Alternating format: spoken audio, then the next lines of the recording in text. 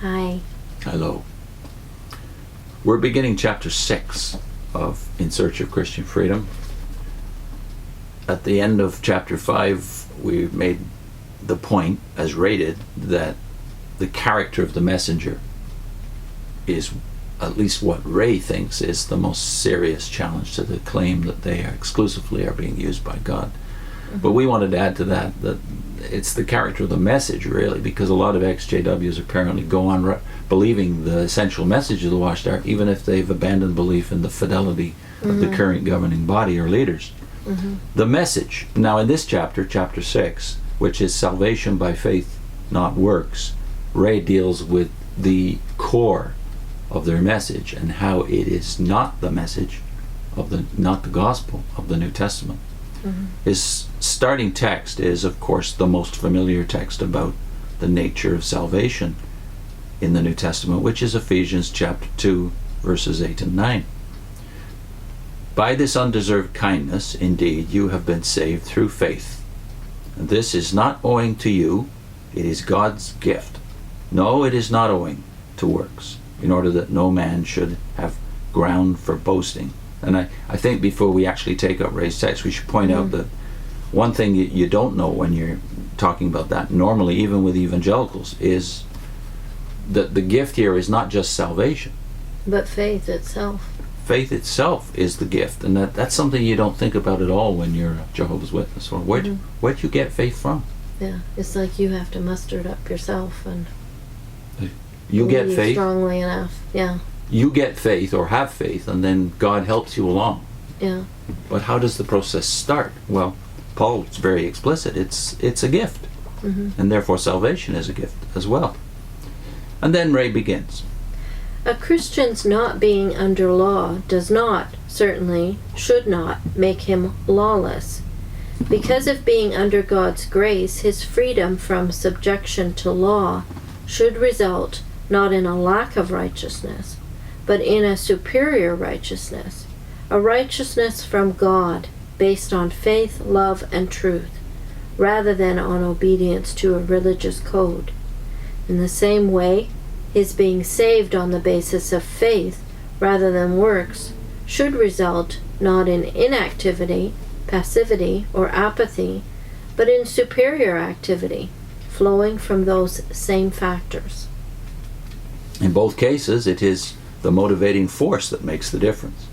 It is the spirit in which things are done that is the key to the superiority found within Christian freedom. It is the difference between doing something with a feeling of compulsion as opposed to doing it spontaneously, an act freely done from the heart. Genuine faith and love must spring from within the individual, and acts of faith and love must be motivated from within the heart, not as the result of external pressures. Encouragement, even exhortation, can be a positive, beneficial factor, but pressure to conform to a program of specific activities works against such true motivation. The more structured and systematized, systematized the program, the more external pressure to conform is applied, the less opportunity there is for faith and love to express themselves spontaneously. These opportunities are, in many cases, essentially squeezed out.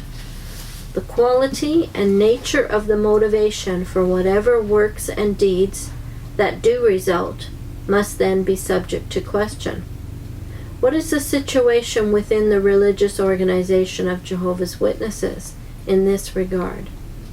The Watchtower organization claims belief in the biblical teaching that we are saved by faith, not by works.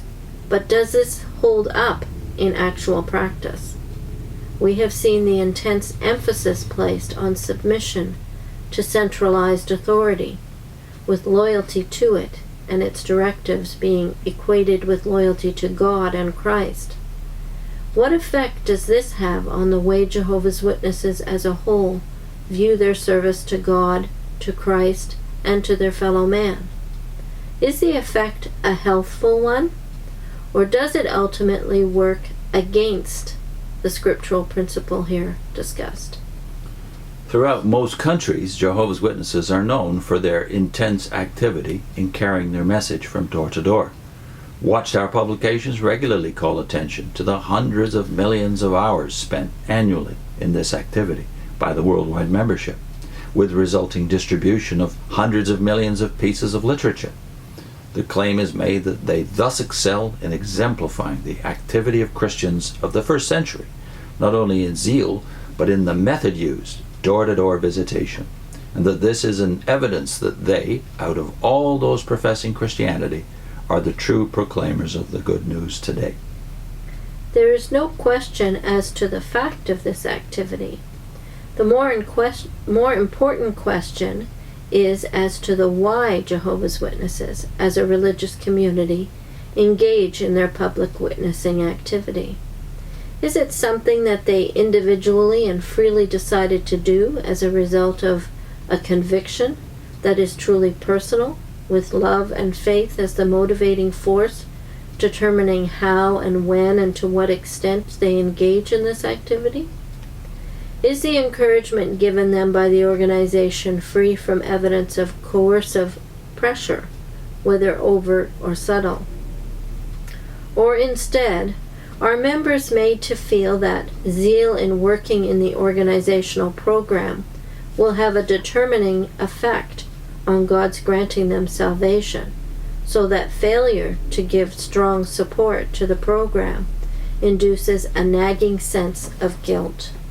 Whatever the case may be as to how genuinely motivated particular individuals are within that community, and there are definitely some loving, heart-motivated persons to be found therein, what is the situation as regards the community as a whole? What spirit dominates, and what is the characteristic sentiment and attitude developed by the organizational message and directives? The evidence to answer these questions is supplied from within the organization itself. Mm-hmm. And we did know a lot of sincere, zealous Jehovah's Witnesses. We were in a core group like that for many years. So we did know sincere persons who probably would have done a lot of evangelism, even if it wasn't door to door, because they were motivated. But was it the dominant attitude? It may be because they're gifted in that area as well. That's right. So with the Watchtower, everyone is expected to have the same gift, and not everyone does. So if someone doesn't have the gift of gab, and there's a lot of people who are shy, extremely shy, and it's painful for them to speak freely to people, especially strangers. They're not even good at it. So it is a pressure for people like that. But they may very well have another gift, hospitality, taking care of the sick, whatever. There's no differentiating between gifts in the Watchtower. And therefore there's no recognition of the concept of the body. Now Ray did talk about that in the last chapter, so we won't emphasize that except to say that this issue of door-to-door evangelism separating them from everybody else, and in their minds at least being their link to the first century, we've explored that in great detail in the door-to-door videos, and that was one of the PDFs we offered the other day. And by the way, the next chapter of this book is on the house-to-house ministry. So Ray sees the fallacy of that assumption that Jehovah's Witnesses, of course, buy into totally if they've been in the organization for a while. The next section is called Human Standards and Pressure.